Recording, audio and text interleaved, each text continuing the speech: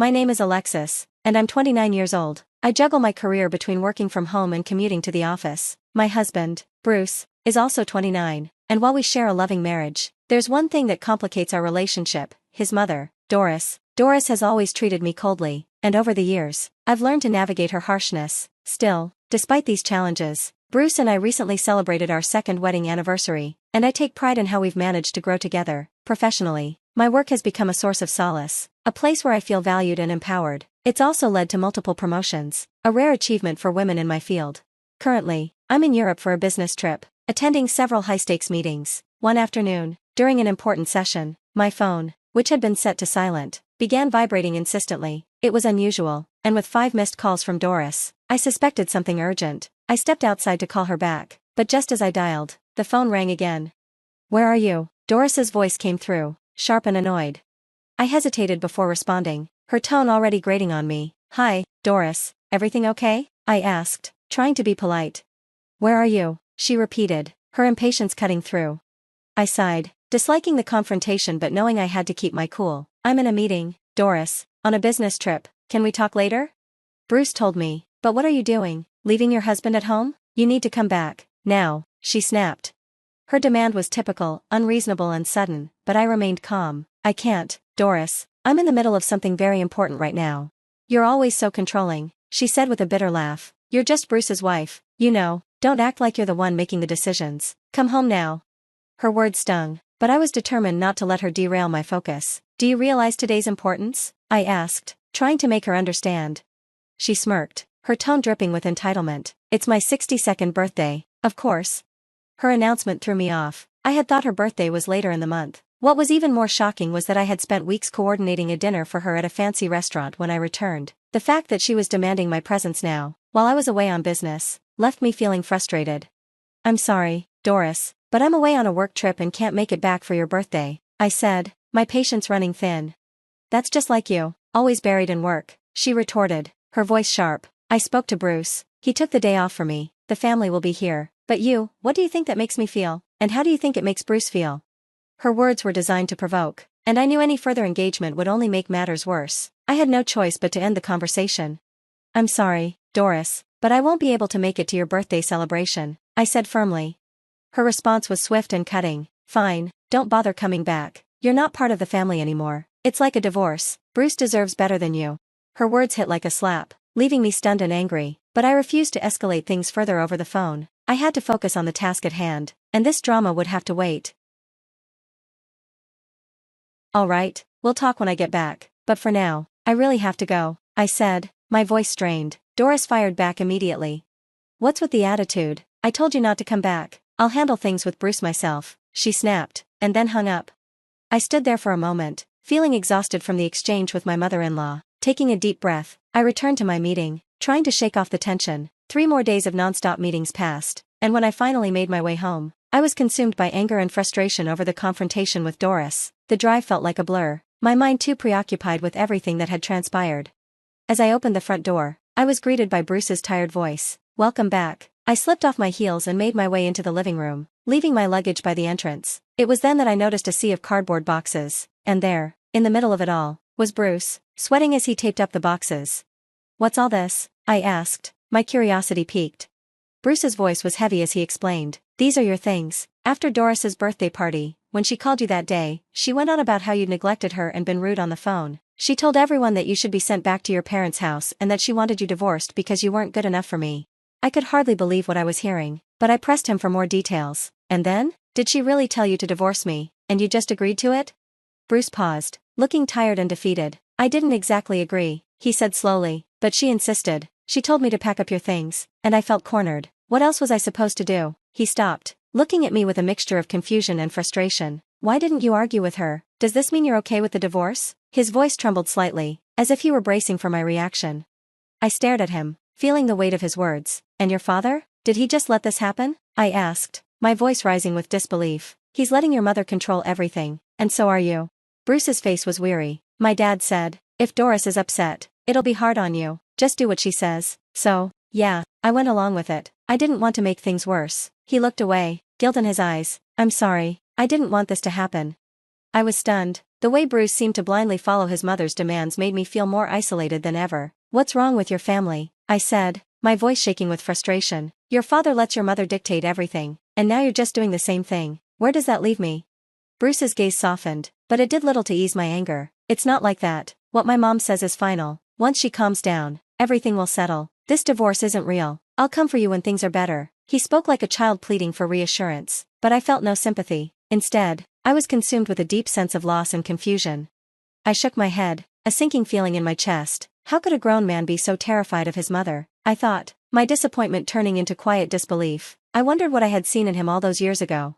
But as I stood there, a sudden clarity washed over me. Staying with Bruce meant constant conflict, constant undermining by Doris, and a future where I was never truly accepted. Maybe this was the chance I needed to break free. I was more than capable of taking care of myself. I didn't need to live in a relationship that made me feel small. With that realization, I looked at Bruce and said, firmly, "Let's go through with the divorce." I picked up my phone and called Doris, my hand shaking slightly. After a few rings, she finally picked up. "Hello, Doris?" I said softly.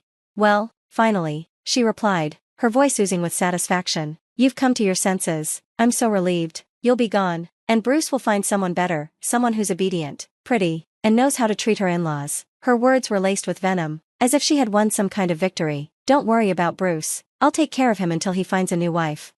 Her words cut deeper than I expected, but I held my ground. "Don't misunderstand, Doris," I said, my voice steady. "Oh, you're just a sore loser. Don't worry about Bruce or me, Alexis," she said, her tone dismissive. "I've already got the divorce papers from the city office and gave them to Bruce. Don't forget to sign them." She hung up abruptly without another word. Bruce, who had overheard the conversation, seemed oddly relieved. His expression made me question just how aware he was of the situation. "By the way, does your mother know you're actually a full-time house husband?" I asked, unable to hide the hint of amusement in my voice. Bruce's face hardened, and his tone shifted to something more serious. "How could I tell her that? My mother's obsessed with the idea that I'm some high-ranking executive at a prestigious company."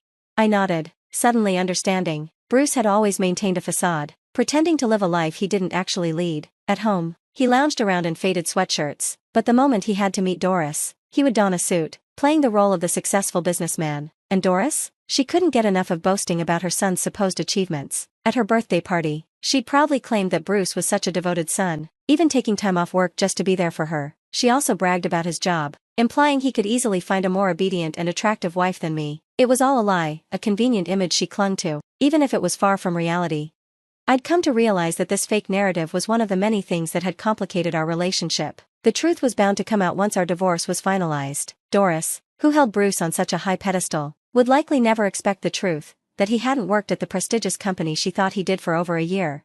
Bruce had actually left his job after a major mistake led to a demotion, a pay cut, and a public apology. He'd kept that secret from his mother, knowing how disappointed she would be. The blow had shaken him deeply. Her overprotectiveness made the situation even worse. He couldn't bear the thought of facing her wrath or returning to the office environment where he'd failed. So, he began calling in sick, eventually stopping altogether. His absences piled up, and he was fired.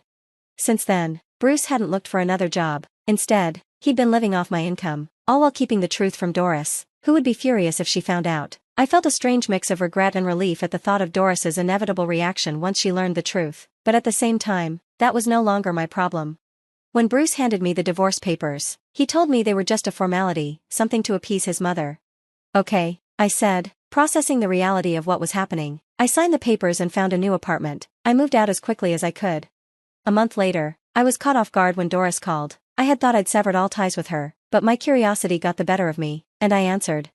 "What do you want now? Aren't you happy to be rid of me?" I asked, my voice dripping with sarcasm.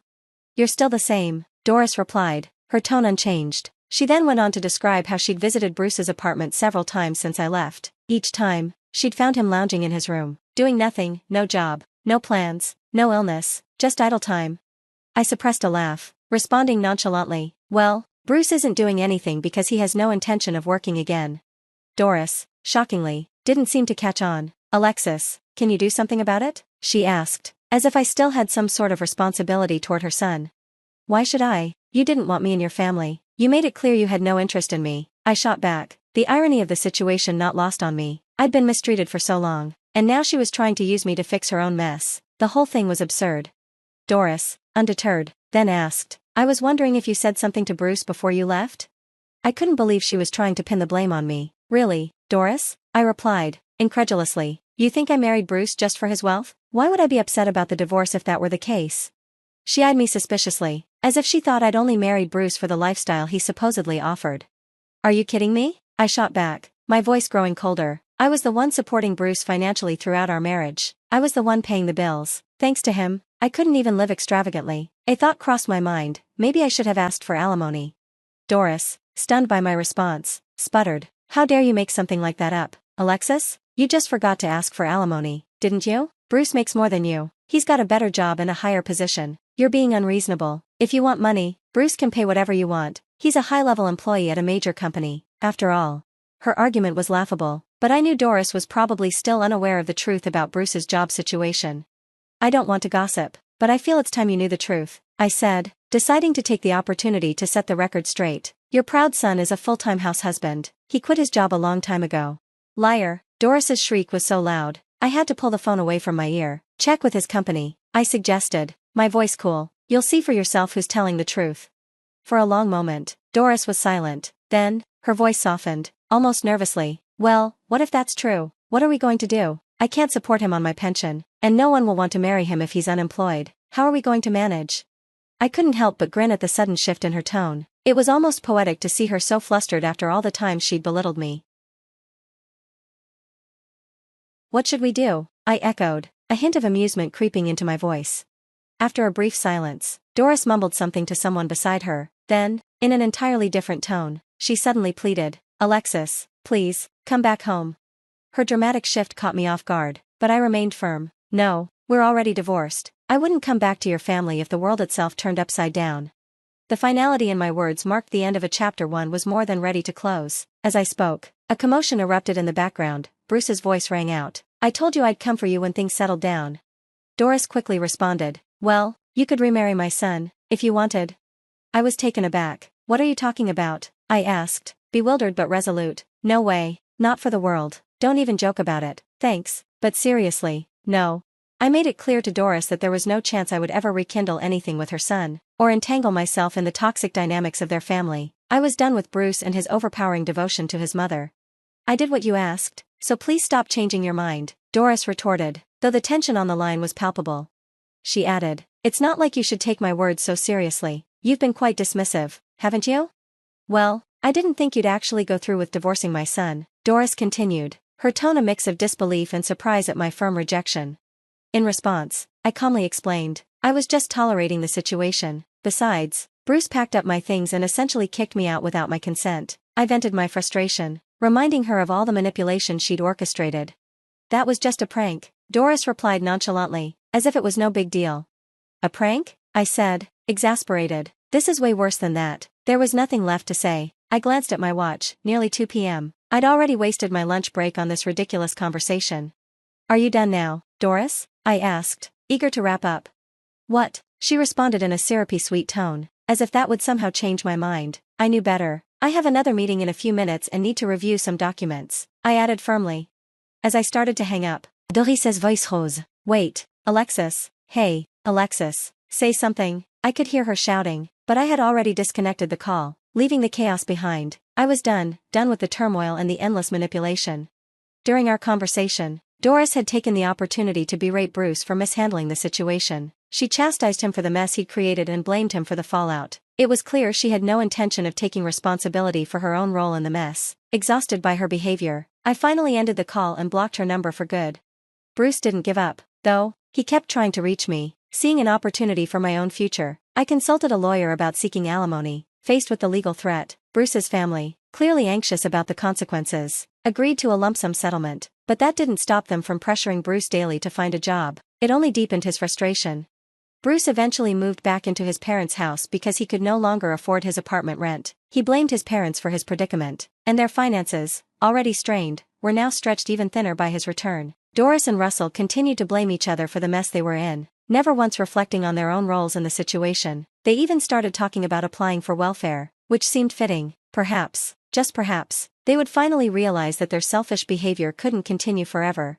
As for me, The business proposal I'd worked on during my trip was accepted, securing a major contract for my company. This led to a promotion, a higher salary, and a more comfortable lifestyle. I was free from the torment of in-laws and the financial dependency that had weighed me down for so long. Reflecting on everything, I realized that if I ever considered marriage again, I would be thorough in my background checks. No more mama's boys, no more toxic families. I had learned my lesson the hard way.